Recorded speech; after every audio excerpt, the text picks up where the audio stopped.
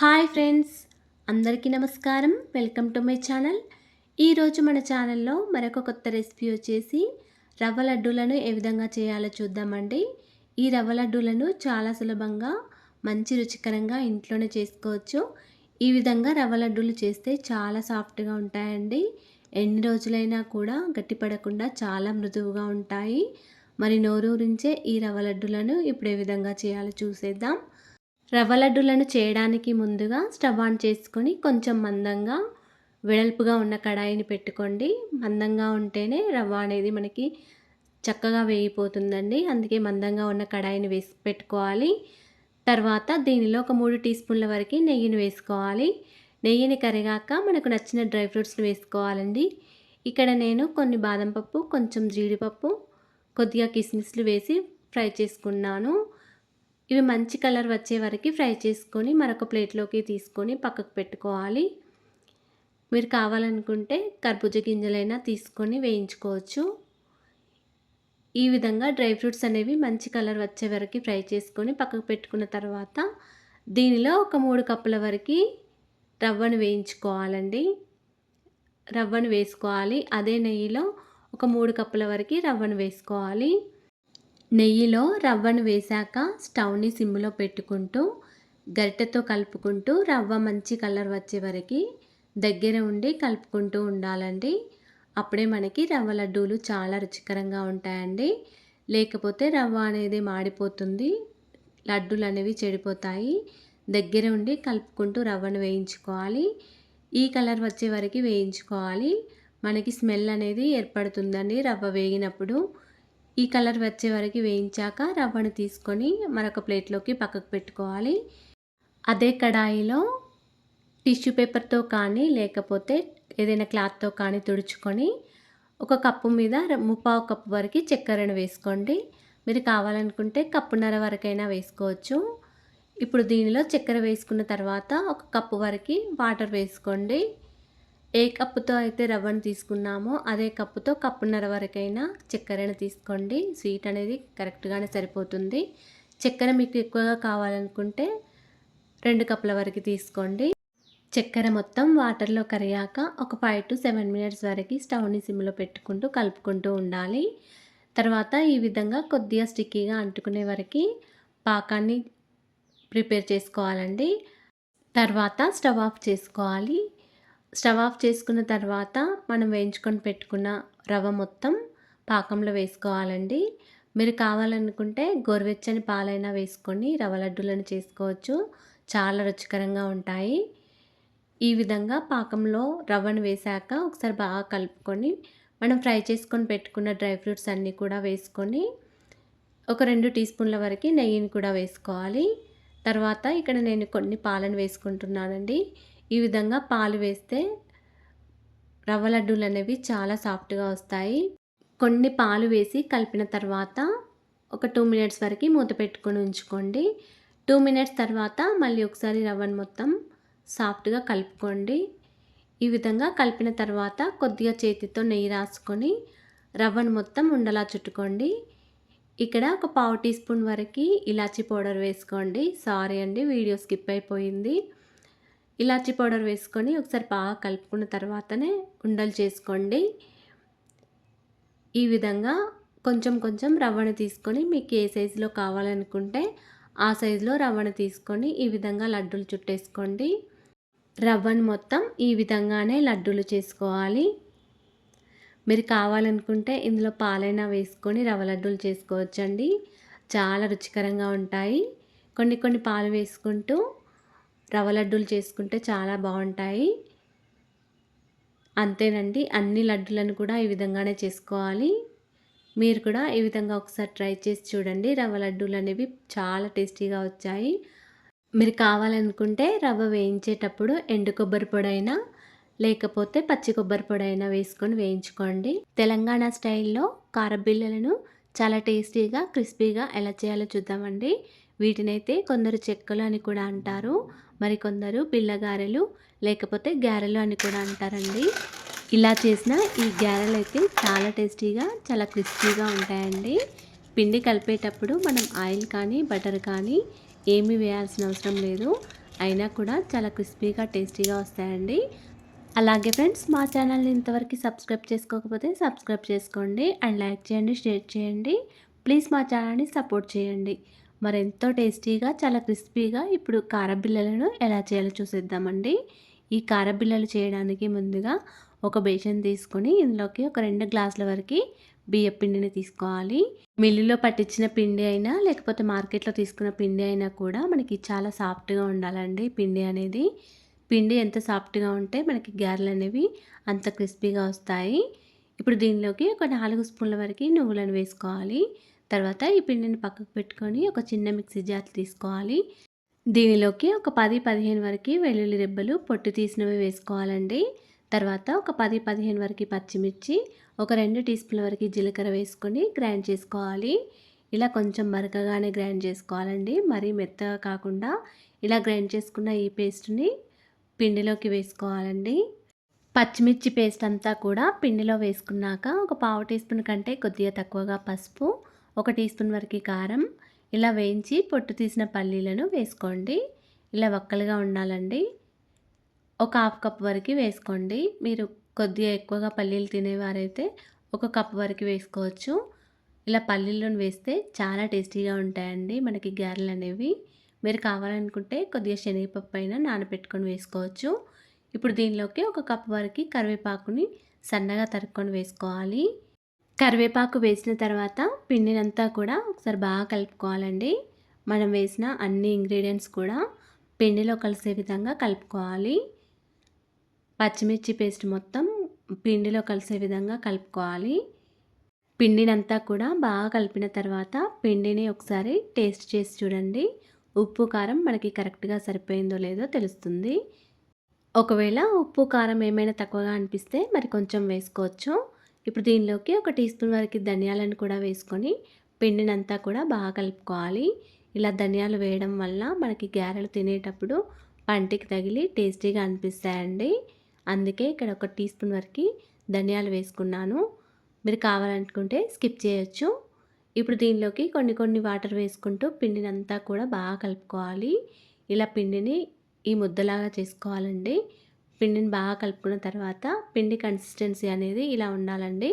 మరీ గట్టిగా కూడా ఉండకూడదు, ఇలా ఉండాలి. ఇప్పుడు దీనిపైన మూత పెట్టుకొని ఒక 10 మినిట్స్ వరకు ఇలాగే ఉంచుకోండి.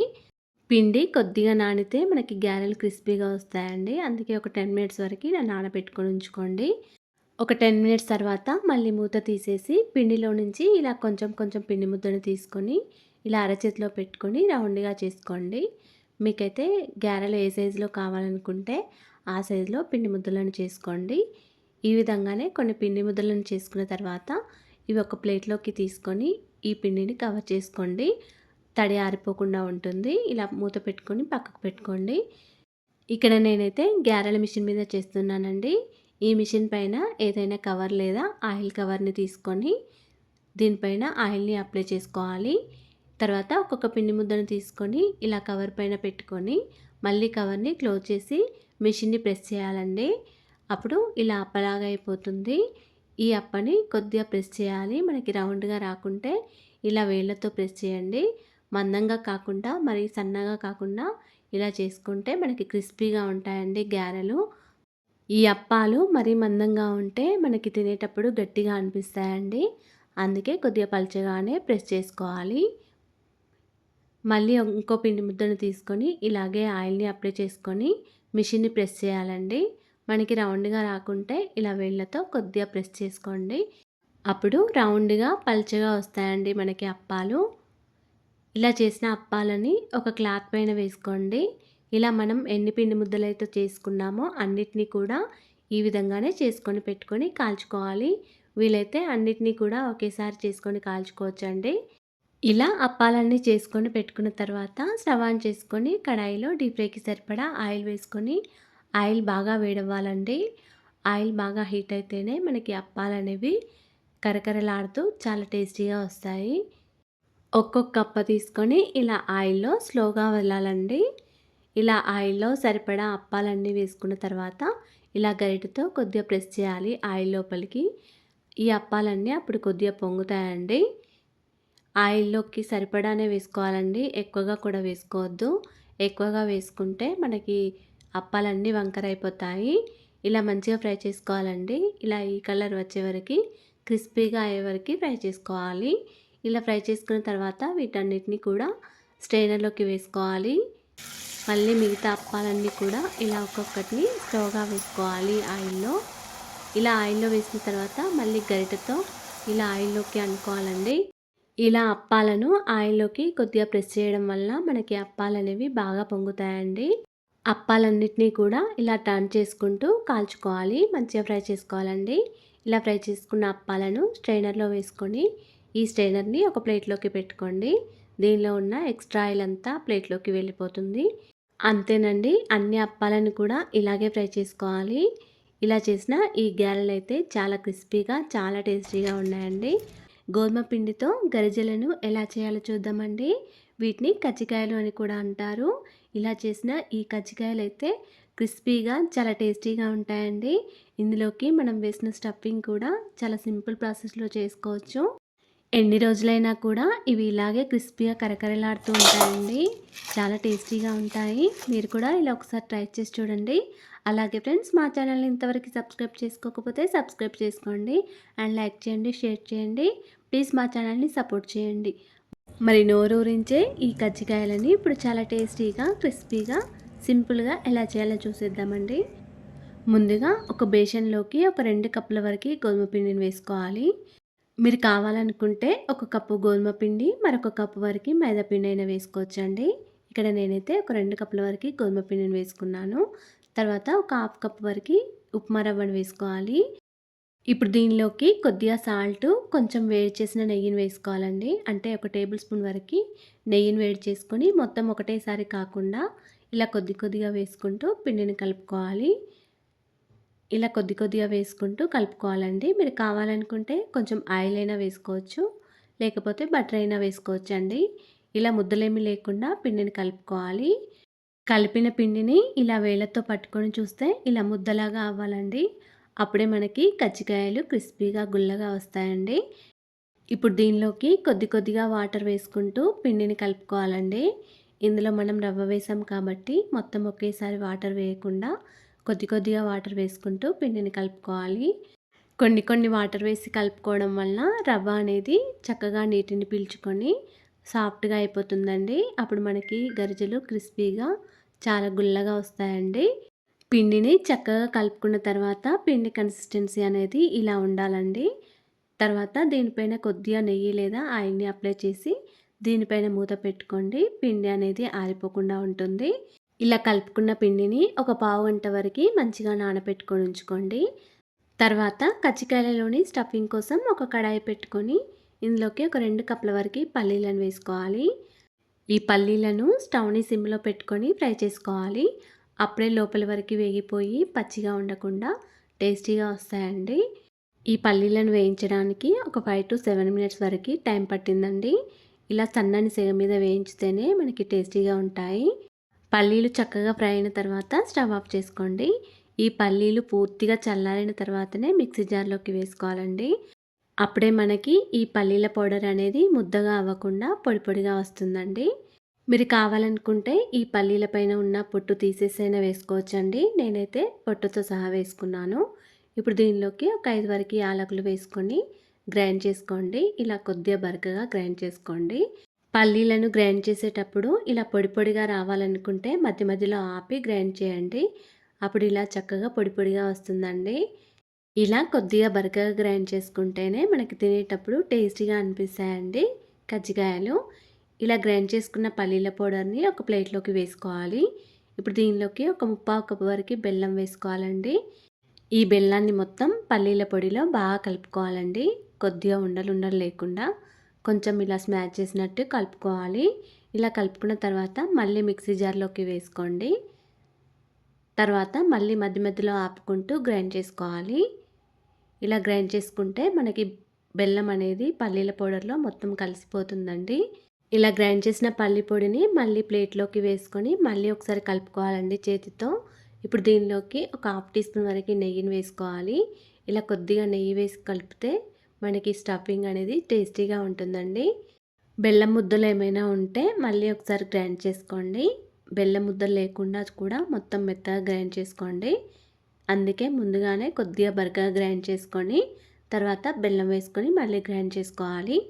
ఈ పల్లి పౌడర్ని కొద్దిగా టేస్ట్ చేసి చూడండి. మీకేమైనా స్వీట్ తక్కువగా అనిపిస్తే కొద్దిగా షుగర్ని వేసుకోండి. నాకైతే స్వీట్ కరెక్ట్గా సరిపోయిందండి. తర్వాత మనం కలుపుకున్న పిండిని తీసుకొని ఒకసారి బాగా కలుపుకోవాలి. ఇలా పిండిని కలుపుకున్న తర్వాత ఈ పిండిలో నుంచి కొంచెం కొంచెం పిండిని తీసుకొని ఇలా చిన్న చిన్న ముద్దలుగా చేసుకోవాలి. ఇలా ఈ పిండి ముద్దను అరచేతిలో పెట్టుకొని రౌండ్గా చేసుకోవాలండి. ఇలా రౌండ్గా ఉంటేనే మనకి పూరి అనేది రౌండ్గా వస్తుంది. ఇప్పుడు అంతా పిండిని అంతా కూడా ఈ విధంగానే చేసుకొని పెట్టుకోవాలి. మీరైతే ఎన్ని కజ్జికాయలు చేసుకుంటారో అన్నిటినీ కూడా ఒకేసారి పూరీలను తాల్చుకొని చేసుకోవాలి. నేనైతే ఇక్కడ పిండి మొత్తం ఒకేసారి కాకుండా కొన్నిటిని ఇలా రౌండ్గా చేసుకొని పెట్టుకున్నాను. ఒక్కొక్క పిండి ముద్దను తీసుకొని ఇలా పొడి పిండిలో అద్దుకోవాలండి. తర్వాత పూరీలా తాల్చుకోవాలి. కజ్జికాయల చెక్క ఏ సైజులో ఉంటుందో అంతకంటే పెద్ద సైజులోనే పూరీని తాల్చుకోవాలండి. ఇలా పొడి పిండిని చల్లుకుంటూ చక్కగా పూరీని తాల్చుకొని పక్కకు పెట్టుకోవాలి. అన్ని పిండి ముద్దలను కూడా ఇలాగే తాల్చుకోవాలండి. పూరీలను మరి మందంగా కాకుండా మరి పల్చగా కాకుండా మధ్యస్థంగా తాల్చుకోవాలండి. అప్పుడే మనకి కజ్జికాయలు తినేటప్పుడు గట్టిగా అనిపించవండి. ఇలా ఈ సైజులో తాల్చుకొని పక్కకు పెట్టుకోవాలి. ఇప్పుడు గరిజల చెక్క తీసుకొని ఇలా ఈ చెక్కకి చుట్టూ మొత్తం ఆయిల్ని అప్లై చేసుకోవాలి. తర్వాత చుట్టూ మొత్తం పొడిపిండిని అప్లై చేసుకోవాలండి. ఇలా మధ్యలో కూడా పొడిపిండిని బాగా రాయాలి. అప్పుడే మనకి కజ్జికాయలు అంటుకోకుండా ఉంటాయి. ఇలా పొడిపిండిని మొత్తం అప్లై చేసిన తర్వాత మనం తాల్చుకున్న పూరిని ఈ చెక్క పైన వేసుకోవాలి. ఇప్పుడు మనం రెడీ చేసుకొని పెట్టుకున్న ఈ స్టఫింగ్ని ఒక 2 స్పూన్ల వరకు లేదా 1½ స్పూన్ వరకు వేసుకోవాలండి. ఇలా మధ్యలో వేసుకోవాలి. మిడిల్లో వేసుకోవాలండి. అంచుల చివరిలో రానివ్వకూడదు. తర్వాత ఇలా అంచుల చుట్టూ కొద్దిగా వేళ్ళతో వాటర్ని అప్లై చేయాలండి. ఇలా వాటర్ని అప్లై చేస్తే మనకి కజ్జికాయలు స్టఫింగ్ అనేది బయటికి రాకుండా ఉంటుంది. చుట్టూ మొత్తం కొద్దిగా వాటర్ని అప్లై చేసిన తర్వాత చెక్కని ఇలా క్లోజ్ చేయాలండి. తర్వాత ఇలా కొద్దిగా గట్టిగా ప్రెస్ చేసి పైనున్న పిండిని తీసేయాలి. తర్వాత ఇందులో నుండి స్లోగా కజ్జికాయని తీసేయాలి. అంతేనండి, అన్ని కజ్జికాయలను కూడా ఇలాగ చేసుకోవాలి. ఇలా చేసిన కజ్జికాయను ఒక ప్లేట్లోకి తీసుకొని పక్కకు పెట్టుకోండి. ఇలాగే కొన్ని కొన్ని పూరీలను తాల్చుకుంటూ కొన్ని కొన్ని కజ్జికాయలను చేసుకొని పక్కకు పెట్టుకోవాలండి. మళ్ళీ కజ్జికాయను చేసేటప్పుడు ఇలా చెక్కకి కొద్దిగా పిండిని అప్లై చేసి మళ్ళీ కజ్జికాయను చేసుకోవాలండి. ఎవరైనా హెల్ప్ చేసే వాళ్ళు ఉంటే ఒకరు పూరీలు తాల్చుకొని మరొకరు ఈ కజ్జికాయలు చేస్తే తొందరగా అయిపోతుందండి. ఒక్కరే కనుక చేసినట్లయితే కొన్ని కొన్ని పూరీలను తాల్చుకొని ఇలా కొన్ని కొన్ని కజ్జికాయలను చేసుకొని పక్కకు పెట్టుకోవాలి. ఒకవేళ కజ్జికాయలు చేసే చెక్క లేకుంటే ఇలా పూరీని చేసుకొని ఇలా సమానంగా ఉన్న ఒక మూతను తీసుకోండి. ఈ మూతతోటి కొద్దిగా పూరీని ప్రెస్ చేసి మనకి కజ్జికాయ అనేది కరెక్ట్ షేప్లో వస్తుందండి. ఇప్పుడు దీని మధ్యలో స్టఫింగ్ని వేసుకోండి. ఇలా స్టఫింగ్ని వేసిన తర్వాత అంచుల చివరిలో కొద్దిగా వాటర్ని అప్లై చేసుకోవాలండి. స్టఫింగ్ని పూరి అంచుల చివరిలో రానివ్వకుండా చూసుకోవాలి. తర్వాత వేలితో ఇలా కొన్ని వాటర్ని అప్లై చేసి ఇలా క్లోజ్ చేసి చివర్లను ఇలా ప్రెస్ చేయండి. అది ఈజీగా అతుక్కుపోతుంది. ఈ కజ్జికాయ మంచి డిజైన్ కోసం ఇలా ఫోర్క్తో కొంచెం డిజైన్ని చేసుకోండి. అలాగే మరొక సైడ్కి కూడా ఇలాగే ఫోర్క్తో డిజైన్ చేసుకోండి. అంతేనండి, కజ్జికాయ చెక్క లేకున్నా కూడా మనం చాలా ఈజీగా ఈ కజ్జికాయని చేసుకోవచ్చు. చెక్క పైన చేసిన కజ్జికాయలన్నిటిని చివర్లో ఇలా కొద్దిగా కట్ చేసుకోండి. అప్పుడు మనకి కజ్జికాయలు అనేవి కరెక్ట్ షేప్లో కనిపిస్తాయి. పిండినంతా కూడా ఈ విధంగానే కజ్జికాయలను చేసుకోవాలండి. తర్వాత స్టవ్ ఆన్ చేసుకొని కడాయిలో డీప్ ఫ్రైకి సరిపడా ఆయిల్ వేసుకోవాలి. ఆయిల్ అనేది మనకి మీడియంగా వేడవ్వాలండి. ఇలా పిండి ముద్ద వేస్తే స్లోగా పైకి రావాలి. బాగా వేడైన ఆయిల్లో వేస్తే కజ్జికాయలు అనేవి మెత్తగా వస్తాయండి. అందుకే స్టవ్ని మీడియం ఫ్లేమ్లో పెట్టుకొని ఈ కజ్జికాయలను ఫ్రై చేసుకోవాలి. ఆయిల్ కూడా ఎక్కువగా వేడవ్వక ముందే ఇవి వేసుకోవాలండి. అప్పుడు మనకి కజ్జికాయలు క్రిస్పీగా వస్తాయి. ఆయిల్లో సరిపడా కజ్జికాయలను వేసుకొని స్లోగా ఫ్రై చేసుకోవాలి. స్టవ్ని మాత్రం మీడియం ఫ్లేమ్లో పెట్టుకొని ఫ్రై చేసుకోండి. ఇలా గరిటెతో టర్న్ చేసుకుంటూ మంచిగా ఫ్రై చేసుకోవాలి. ఇలా ఈ కలర్ వచ్చే వరకు ఫ్రై చేసుకోవాలండి. ఇలా ఫ్రై చేసుకున్న కజ్జికాయలను స్ట్రైనర్లోకి వేసుకొని ఒక ప్లేట్లోకి పెట్టుకోండి. అప్పుడు ఎక్స్ట్రా ఆయిల్ అంతా ప్లేట్లోకి పడుతుంది. ఇప్పుడు మళ్ళీ ఆయిల్ బాగా వేడెక్కితే స్టవ్‌ని సిమ్‌లో పెట్టుకొని కజ్జికాయలను వేసుకోండి.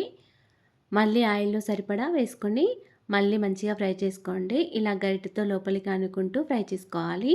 ఇలా ఫ్రై చేసుకున్న కజ్జికాయలను మళ్ళీ స్ట్రెయినర్‌లోకి తీసుకొని పక్కకు పెట్టుకోవాలి. అంతేనండి. అన్ని కజ్జికాయలను కూడా ఇలాగే చేసుకొని ఇలాగే ఫ్రై చేసుకోవాలి. ఈ కజ్జికాయలలో స్టఫింగ్ కోసం పల్లీలు, బెల్లంతో చేసాం కాబట్టి చాలా టేస్టీగా ఉంటాయండి. మరియు హెల్త్‌కి కూడా చాలా మంచిదండి. మీరు కూడా ఇలా ఒకసారి ట్రై చేసి చూడండి. అలాగే ఫ్రెండ్స్, మా ఛానల్‌ని ఇంతవరకు సబ్స్క్రైబ్ చేసుకోకపోతే సబ్స్క్రైబ్ చేసుకోండి. అండ్ లైక్ చేయండి, షేర్ చేయండి. ప్లీజ్ మా ఛానల్‌ని సపోర్ట్ చేయండి. Thanks for watching.